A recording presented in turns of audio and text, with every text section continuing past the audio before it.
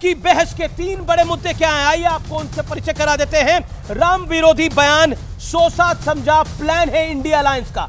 उस अलायंस को लगता है कि अगर राम विरोधी बयान देंगे तो क्या वोट बढ़ जाएंगे। दूसरा बड़ा मुद्दा है राम मंदिर से विपक्ष को सियासी नुकसान का डर है। और तीसरा बड़ा मुद्दा है मंदिर से बीजेपी के मिशन 400 प्लस यानी 400 प्लस को क्या बूस्टर मिल जाएगा। आज इन्हीं 3 मुद्दों पर होगी देश की सबसे बड़ी चर्चा।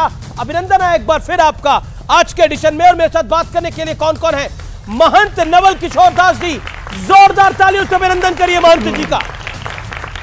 राजकुमार भाटी है प्रवक्ता समाजवादी पार्टी के, जोरदार तालियों से उनका अभिनंदन है। डॉक्टर सुधांशु त्रिवेदी है member of parliament Bharatiya Janata party के, लोकप्रिय प्रवक्ता। साजिद रशीदी है, मुस्लिम धर्मगुरु है, अपनी बात को रखते हैं। आप तमाम लोगों का अभिनंदन है। और जनता जनार्दन, देश के युवाओं, आपका अभिनंदन है। सबसे पहले आज की चर्चा की शुरुआत मैं जनता आप ही से करना चाहता हूं।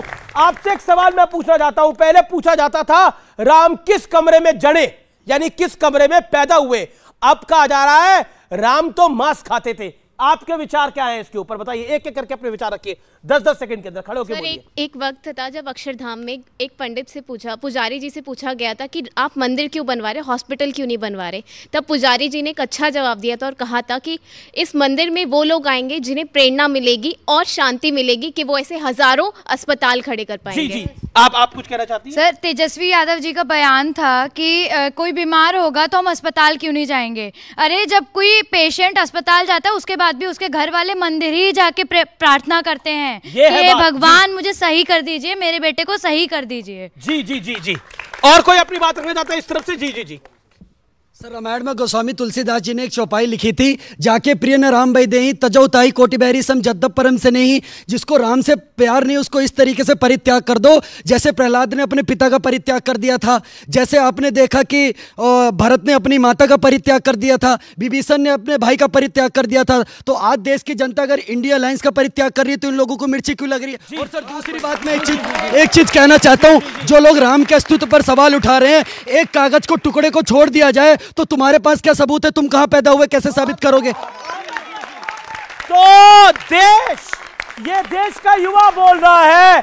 और मैंने फिर कहा राम का नाम बदनाम ना करो, ऐसे सियासतदानों ऐसा काम ना करो। राजकुमार भाटी, आज की चर्चा की शुरुआत में आपसे करता हूं। कल तक पूछा जाता था कि राम कहां पैदा हुए, किस कमरे में जड़े राम, और आज पूछा जा रहा है, कहा जा रहा है कि राम ने तो मांस खाया था। नहीं, अयोध्या में एक शुभ कार्य हो रहा है, एक मंदिर में प्राण प्रतिष्ठा होने जा रही है मूर्ति के अंदर, और सब जिन लोगों की आस्था है, जो धर्मानुयायी हैं, सब प्रसन्न हैं। किसी की प्रसन्नता में खलल डालने का या किसी की आस्था पर प्रश्न उठाने का किसी को अधिकार नहीं है। देश में, हमारे देश का संविधान ये अधिकार देता है हर व्यक्ति को अपनी अपनी आस्था के अनुसार पूजा पाठ करने का, अपने धर्म का पालन करने का अधिकार है। लेकिन इस तरह के विवाद उठाने में सबसे बड़ी भूमिका चैनलों की है, न्यूज़ चैनलों की। अच्छा। और आप जिस तरह आप शुरू होते ही आप उसे राजनीतिक रूप दे देते हैं। किसी और ने तो दिया नहीं, अभी तो शुरुआत हुई है। आपने कहा कि राम मंदिर के कारण भारतीय जनता पार्टी जो 400 का आंकड़ा छूने जा रही है उसमें विरोध कर रहे हैं।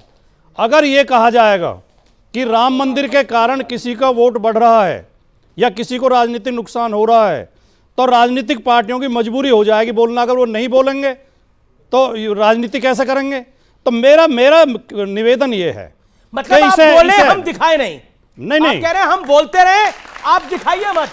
हम राम का नाम बदनाम करते रहे, हम रामलला से पूछते रहे तुम कहां पैदा हुए, आप दिखाइए मत। हम बोले कि भगवान राम ने मांस खाया, आप दिखाइए मत।